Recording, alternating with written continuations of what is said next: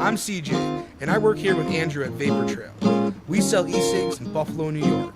We are best friends and owners, and this is us. We're going to the House of Vapor. Yes, Andre's grand opening. Now it's time for a new shop in town. It's time for a new dog to come up and help us fucking squash out the smokers. Stop at the store, of course, get a nice 12er to start the day off. Andre's a great guy. If you guys haven't met him, you're missing out. I mean, this guy is about as down to earth as they get. He'll bust balls with the best of them, and you know, he gets his business done too, which is important. I came in, there's chicken wing dip, there's fucking pizza, there's a bunch of people, and I look and there's a fucking blue light fucking football cooler. I'm like, yeah, motherfuckers drinking.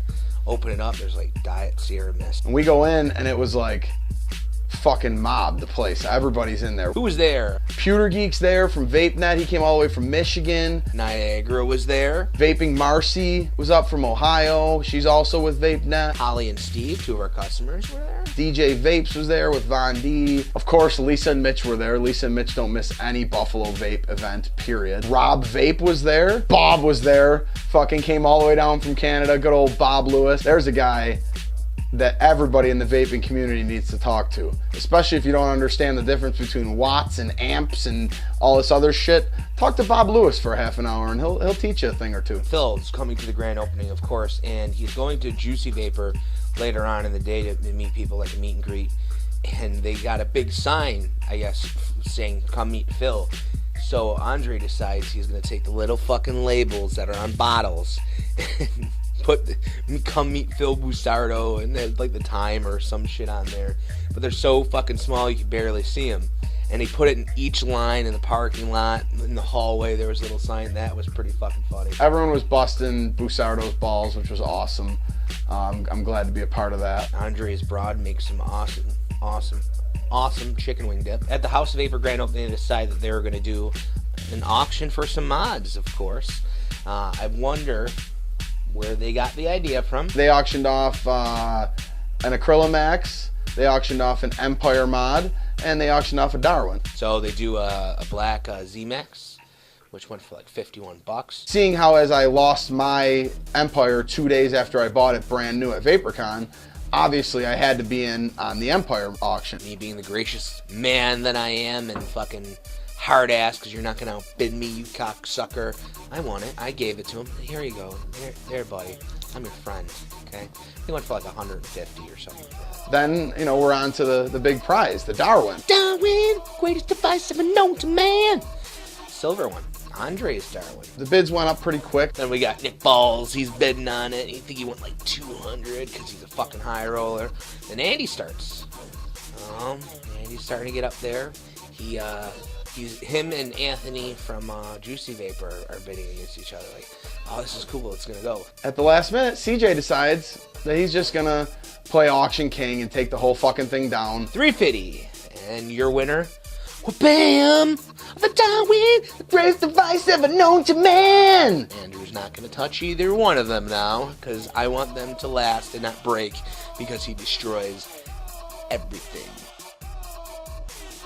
Man's Night is the ultimate gathering of men showing up to be men with men. Everything's fucking wrapped in fucking bacon, deep fried, smoked for fucking days. It's an excuse to just kind of unbutton your top button and fucking go to town on some of the greatest food you'll ever have in your life. No chicks, just dicks and Johnny Sausage.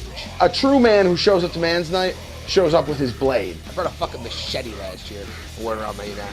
We showed up at 6 o'clock, right on time, right when it started, and they were already rolling out food. They have the manliest of man food ever. Every year it's different, but they have their Man's Night staples.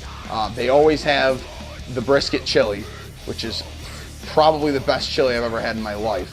And this year, they decided to add bear meat into the mix in the brisket chili. So it was like a new spin on an old favorite.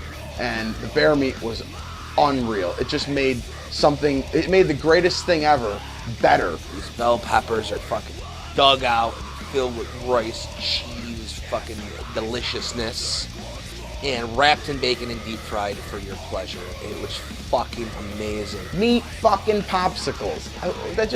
You don't even know what it is and you want it.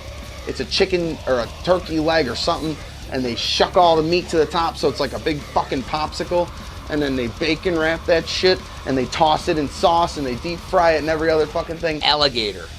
Yes, alligator.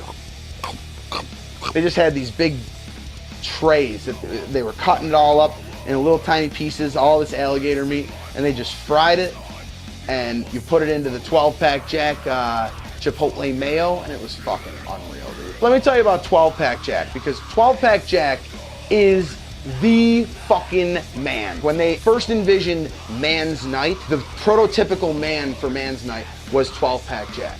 I mean, he's throwing shit around, he's making it look easy, but this guy is working hard to make sure that everybody, all these fucking men are eating right. Shark tacos. Oh my God. If the fish just got it on with the chicken, it would be a shark. Then there was Johnny's sausage. Johnny makes his own sausage, and you put it on a bun, you put Chipotle mayo on it, and you stick it in your mouth. The Man's Night eating competition is definitely something that I probably never should have gotten involved with in the first place. Mr. Andrew Ozzy Mac Osborne. I'm just gonna go balls to the wall. Yes, the Baconator, which is just tons of fucking meat sausage that's this big, 5 pounds, wrapped in bacon and smoked all day fucking long on a fresh bun with the Bear chili brisket on top, and then spicy fucking cheese. I'm gonna eat this thing as fast as I possibly can, and I'm gonna finish it before I'm even full, right? He was dogging this thing right off the fucking gate. When these strips of bacon are in your mouth and you're trying to chew, you almost get like it's like you have a hair in your mouth. Like you got a piece of bacon that's half in your stomach and half in your throat, and you can't go on. He gets at the breaking point, and he's got way too much in his fucking mouth. He decides, oh, it's time. Somebody give me a bacon. I just had to tap out. I had to bow down to the ultimate humbler of man, which is the chili cheese Baconator. So humbled, I'm humbled by the Baconator that he decided to go back and eat some more. He wouldn't shut the fuck up the whole fucking time. I think... I know Andy. I go out with Andy. He's fucking loud, obnoxious, fucking prick. But this was bad. He was, oh. People like me are less annoying at Man's Night, if that makes any sense. This guy's like, shut the fuck up! I'm sure I pissed some people off. I always piss some people off. Come on. Have you seen me? Who brought this fucking asshole? And I'm sitting there like, oh my God. Sit the fuck down and shut up, pussy! Yes, I'm sure that I probably pissed some people off. I was yelling and screaming, and I get a little excited when Man's Night comes around, but it's not my fault. Make Man's Night once a month, and I'll be more calm, all right? I brought this asshole. He failed. Everyone failed. No one ate the Baconator. No. Oh, dick pics. Dude, the fucking dick pics were amazing. We had fun. We were just going around and finding all the dick pics. You know, it became like a thing. But then when they started auctioning them off, it was like, wow, dude, everyone loves the dick pics. They had the fucking tranny Jesus on the crucifix. Abraham Dinklin. They had the docking. Adolf Dickler, the Fourth Reich of dicks. There's a buffalo dick pic. I think that's all the dicks I can think of. Oh, they had a gangsta dick. Break yourself. In February, there's going to be this thing called the Burger Bowl here in Buffalo. Last year, a great fucking turnout, over 200 people at Arled's Own. They were going to auction off a seat to judge the Burger Bowl. I was like a little fucking kid, like, yeah. I won that shit. I was the fucking man that night. You want to fucking outbid me? Fuck you. Yep. Push-up competition? You might say, push-up competition at a Man's Night. You can understand that. The guys were topless, though. Oh, wait, you're thinking now like, oh, there's a bunch of guys around, 2 guys doing push-ups with their shirts off? That sounds pretty fucking weird. He lost, too. The guy was all hyped me up. He goes, you ever see a little person do push-ups? I'm like, no. He's like, this dude's he's a machine. He just keeps going. I see him doing with one hand and flipping off the other guy. But he lost. Sorry. That's really what it's all about. A bunch of dudes getting together, eating red meat, eating fucking alligators, and looking at dick pics. Fantastic. Listen, I said, if a girl comes here, it's real simple. She said, oh, let me take down the girls. I go, no.